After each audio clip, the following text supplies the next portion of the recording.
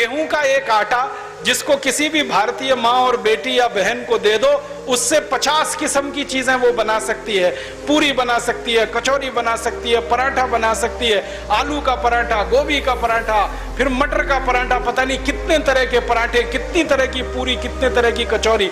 एक दिन मैंने हिसाब निकाला, मैं भारत में जन्म ले लिया उस दिन से और जिस दिन मैं मरूंगा उस दिन तक हर दिन एक नया स्वादिष्ट व्यंजन बना के इस देश में मैं खा सकता हूं। वो यही संभव है, किसी दूसरे देश में संभव नहीं।